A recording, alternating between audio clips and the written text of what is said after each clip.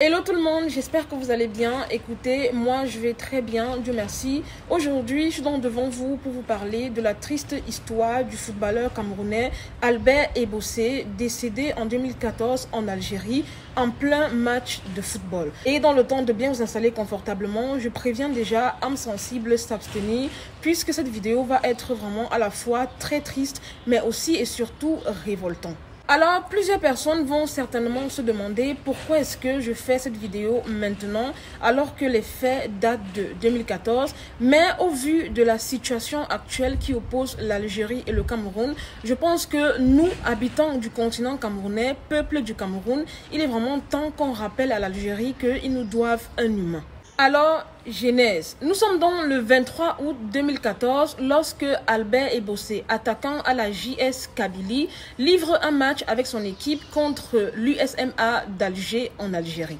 Alors tout se passe très bien jusqu'à la première mi-temps puisque les deux équipes étaient à égalité, soit 1-1 partout. Tout se passe très bien et on siffle le début de la deuxième mi-temps. C'est à ce moment-là que le coach du club d'Albert Ebossé va le faire entrer au stade. Après quelques minutes de jeu maintenant, ce dernier va inscrire le but fatidique. Le but qui va signer son arrêt de mort puisqu'il ne savait pas que le geste qu'il venait de commettre va l'amener 6 pieds sous terre. Donc, après ce magnifique but que je vous mets là à l'écran, comme vous pouvez le constater, Albert Ebossé jubile tranquillement avec ses coéquipiers, tout se passe strictement bien. Mais ce qu'il ignorait, c'est qu'il y avait énormément d'enjeux sur ce match en question. Il était question que les Algériens, enfin le club USMA d'Alger, ne puissent pas du tout perdre ce match. Mais cela, Albert Ebossé ne le savait absolument pas. Après ce fameux but, le match se solde donc avec un score de 2-1. En faveur de JS Kabylie, le club où évoluait Albert Ebossé. Mais après la mort de ce dernier, deux versions ont été rendues publiques sur les réseaux sociaux. Une version qui a été officielle et confirmée par les autorités algériennes et une autre version officieuse qui se disait dans les back-back, comme on dit souvent chez nous au Cameroun.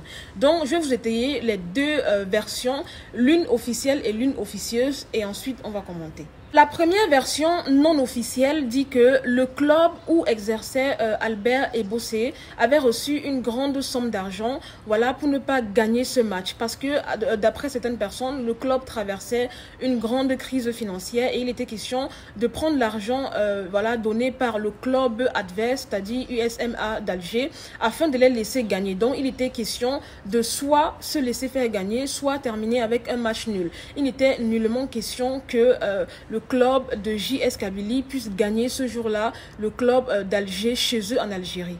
Et je précise également que les sources disent que Albert Ebossé n'était pas du tout au courant de cet accord. La même source dit donc que Albert Ebossé avait été copieusement tabassé après ce match de football par le bras droit du président de son club à l'époque, qui n'avait pas du tout apprécié le dernier but qu'il avait inscrit, qui avait donc fait pencher la balance en défaveur de l'USMA d'Alger. Parce que souvenez-vous, il était question que ce club puisse gagner, puisque d'après les on-dit, ils avaient passé un accord afin que la JS Kabylie puisse les laisser gagner tranquillement chez eux.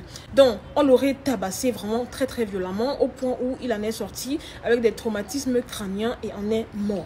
Alors, pour ce qui est de la deuxième version qui a été rendue officielle par les autorités algériennes, Albert Ebossé serait donc décédé de suite d'un traumatisme crânien qui avait été causé par des projectiles qu'avaient lancés des supporters après qu'il ait inscrit son deuxième but. En gros, pour vous la faire courte, des supporters algériens qui supportaient le club USMA d'Alger étaient tellement en colère que Albert Ebossé a inscrit ce but en leur défaveur au point où ils ont commencé à lui lancer des projectiles sur la tête au stade. Il se serait alors écroulé sur le stade et a perdu la vie immédiatement. Mais cette version, son père André Bodjongo n'y croit absolument pas puisque d'après lui, je cite, « Ce n'était pas une pierre, ce n'était pas une attaque cardiaque, mon fils a été assassiné.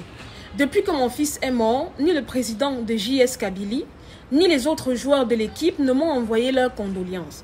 Personne du club ne m'a appelé, absolument personne. » Cependant, je tiens à préciser que le père d'Ebossé avait demandé à ce qu'on fasse une autopsie post-mortem qui s'était déroulée à Yaoundé au Cameroun. Et l'autopsie en question avait révélé que le joueur serait mort de suite de violents coups de tête Et ils ont précisé également qu'au vu des blessures au cou et aux épaules, Ebossé aurait essayé de se débattre, mais en vain.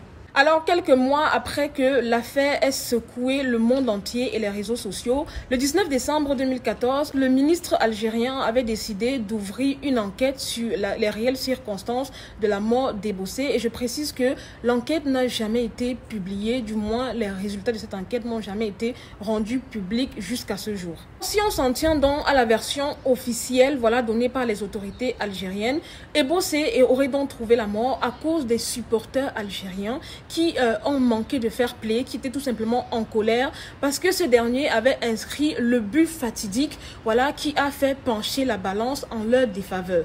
Ils ont décidé donc de supprimer la vie d'Ebossé alors que ce dernier n'était âgé que de seulement 24 ans. Il n'a cambriolé aucun magasin, il n'a rien volé, il a tout simplement exercé sa profession, son métier, sa passion qui était de jouer au football, et il a fait son travail d'attaquant, il a marqué un but. Il n'a tué personne, et à cause de ce but, les supporters algériens ont décidé qu'ils ne pouvaient plus continuer à vivre.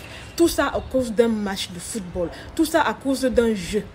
Tout ça pour vous dire que le manque de fair play du peuple algérien n'est pas quelque chose qui date d'aujourd'hui ni d'hier. C'est quelque chose qui date depuis des années. D'ailleurs, vous vous rappelez, lors du match des barrages, Karl Toko Ekambi, ce jeune Camerounais brillant, est celui-là qui avait inscrit à la dernière minute le but qui qualifiait le Cameroun pour le Qatar et déqualifiait l'Algérie pour le Qatar.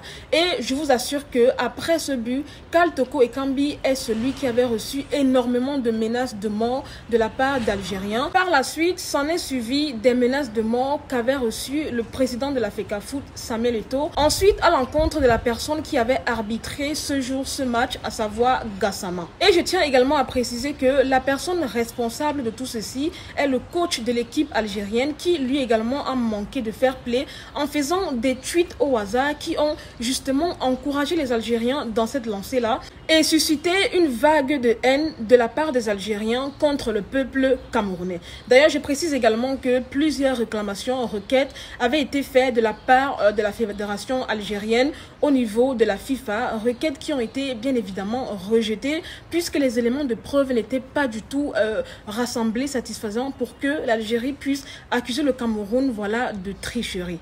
Avant-hier, c'était Albert Ebossé. Hier, c'était Karl Toko Ekambi. Aujourd'hui, c'est le président de la FECAFOOT, Samuel Eto'o. Alors, jusqu'où iront les Algériens avec leur manque de fair play? Est-ce que vous trouvez ça normal que, à cause d'une compétition banale, sportive, qui est censée être un jeu, un amusement, on en vient à des situations aussi paradoxales, graves, comme celle dont je viens de vous parler? Donc, je vous laisse réfléchir avec votre conscience, chers Algériens, et dites-moi par vous-même si vous pensez que vos actes sont normaux.